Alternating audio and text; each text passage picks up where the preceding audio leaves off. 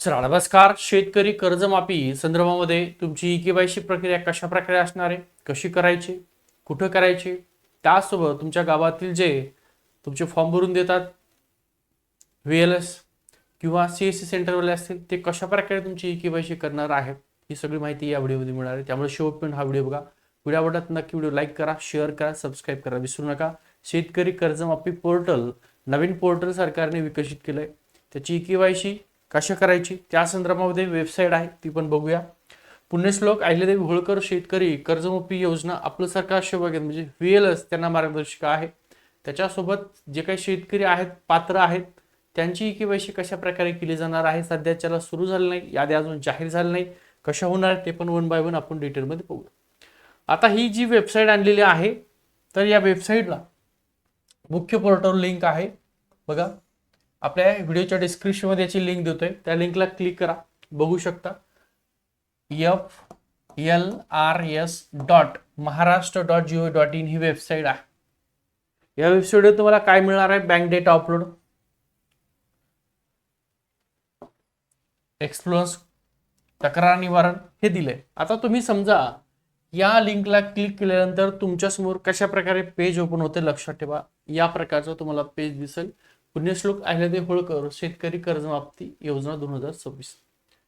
आता याच्यात 1 दिलेला आहे आणि 2 दिलं. इथं तुमच्या काय असणार आहेत, कर्जमाफीची यादी असणार, पण सध्याच्या अजून अपलोड केलेलं नाहीये. कोण करणार आहे, तक्रार सुद्धा दिले. इथं बाजूला केवायसी दिलेलं आहे, सगळी माहिती दिलेली आहे. बँक डाटा अपलोड बँक करणार आहे, हे तुमच्यासाठी नाहीये बघा. याच्यामध्ये दिले डिटेल पोर्टलवर. हे जे तुम्हाला आता पोर्टल दाखवलं याच्यावरती लॉग इन कोणी आणि कसं करायचं लक्षात ठेवा. इथं तुम्हाला शेतकऱ्याचं चिन्ह दिलेलं आहे, हे शेतकऱ्यांसाठी नाही. शेतकऱ्याचं चिन्ह इथं फुली मारली, शेतकरी थेट इथं लॉग इन करणार नाहीये. मग कोणासाठी आहे तर बँका ज्या आहेत ह्या बँक डायरेक्ट काय करणार आहेत, FLS पोर्टलवर लॉग इन आणि जो काय डेटा आहे तो डेटा अपलोड करणार आहेत. शेतकरी कर्जमाफीचा जो काय डेटा आहे, कोणता शेतकरी किती कर्ज आहे, कुठल्या बँकेचं आहे, ते सगळं बँका इथं अपलोड करणार आहे. त्याच्यानंतर दुसरा आपले सरकार VLS जे आहे, VLS म्हणजे तुमच्या गावात जे काही तुम्हाला फॉर्म भरून देतात त्यांच्याकडे माहिती, ते VLS आणि CSC सेंटरवाले हे दुसरे त्यांचं थेट लॉग इन नाही तर ते सुद्धा महा ऑनलाईन पोर्टलद्वारे याच्यामध्ये प्रवेश करणार आहेत आपले सरकार. बघा VLS लॉग इन प्रक्रिया टप्पा 1 आहे. आपले सरकार पोर्टल हे कोणासाठी आहे तर शेतकऱ्यांसाठी नाही. जे गावामध्ये VLS आहे किंवा CSC सेंटर आहेत त्यांच्यासाठी आहेत. वेबसाईटला जायचं त्यांनी आपले सरकार.online.gov.in इथं जायचंय.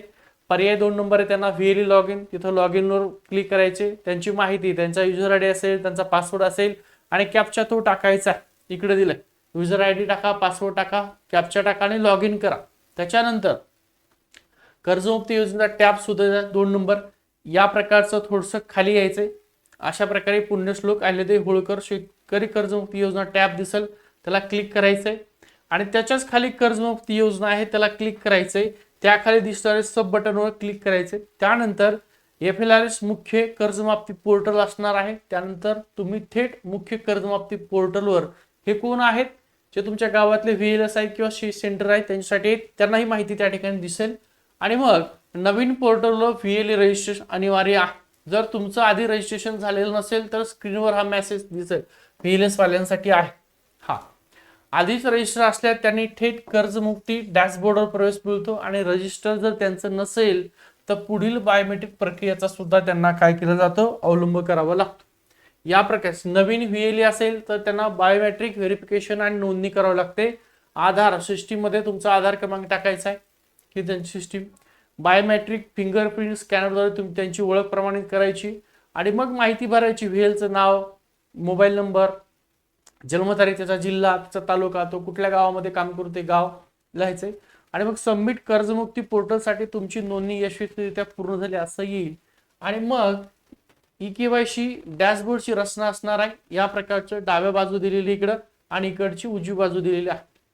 इथे शेतकऱ्यांच्या कर्जमाफीची अंतिम याद्या प्रसिद्ध होतील या ठिकाणी आणि उजव्या साईडला सर्च पर्याय असेल, विशिष्ट शेतकऱ्यांची माहिती शोधण्यासाठी केवायसी असेल आणि मग इथून तुमची केवायसी होणार. केवायसी 2 प्रकारे लक्षात ठेवा. एक, शेतकऱ्या कर्जमाफीसाठी तुम्हाला जो काही विशिष्ट क्रमांक दिलाय तो क्रमांक इथे टाकून होऊ शकते. तुमच्याकडे तो क्रमांक नसेल बघा इथं फार्मर आयडी, नाव, विलेज आणि एलिजिबिलिटी टेस्ट. आता तुमच्याकडे नाही हरकत नाहीये, इथं आधार क्रमांक दिलाय, तुमचा आधार क्रमांक टाकून सुद्धा त्या ठिकाणी सगळी माहिती मिळणार आहे. आणि मग इथून पुढे ही माहिती कुठली, ही बँकेला माहिती भरायची. बँक ज्यावेळेस सगळी तुमची डिटेल त्या ठिकाणी टाकणार आहेत. बघा इथं कुठे गेले ते, इथं ह्या बँका तुमचं किती कर्ज आहे ते सगळे डिटेल माहिती टाकणार आहेत, अपलोड करणार आहेत. त्याच्यानंतर मग ही प्रोसेस असणार आहे. मग ही केवायसीची इथं बघा पुढील टप्पे. प्रत्यक्ष ई केवायसी कधी सुरू होणार आहे, तर बघा बँकेचा संपूर्ण डेटा पोर्टलवर अपलोड झाल्याच्या नंतर पुढील प्रक्रिया सुरू होईल. अजून सध्या सुरू नाहीये.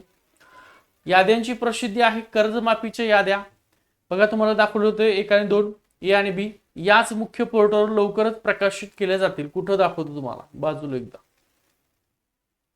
कुठे गेले ते, इथे 1 मध्ये आणि बी मध्ये दोन्हीकडे सुद्धा हे कशाचे आहे, तुमचे कर्जमाफीच्या याद्या इथं प्रसिद्ध होणार आहेत. ई केवायसी सुरुवात, याद्या प्रसिद्ध झाल्याच्या नंतर खऱ्या अर्थाने शेतकऱ्याची ई केवायसी प्रक्रिया त्या ठिकाणी सुरू होणार आहे. म्हणजे साधारणतः अजून 2 दिवसांनी ही प्रोसेस तुमची डिटेलमध्ये संपूर्ण होईल. सध्याच्या 80% काम पूर्ण झालेलं आहे. राहिलेलं जे काम आहे 1-2 दिवसामध्ये पूर्ण होईल. त्यामुळे जे शेतकरी असतील तर तुमची या प्रकारची ई केवायसी होणार आहे. जे गावातले असतील त्यांना सुद्धा सांगा की या प्रकारे व्हीएल्स वाले तर तुम्हाला लॉग इन त्या ठिकाणी करायचं. ठीक आहे, हा व्हिडिओ आवडला तर लाईक करा, शेअर करा, सबस्क्राईब करायला विसरू नका. ई केवायसी केल्याच्या नंतरच त्या ठिकाणी शेतकऱ्यांची कर्जमाफी संदर्भात जी काय रक्कम आहे ती खात्यात येणार आहे.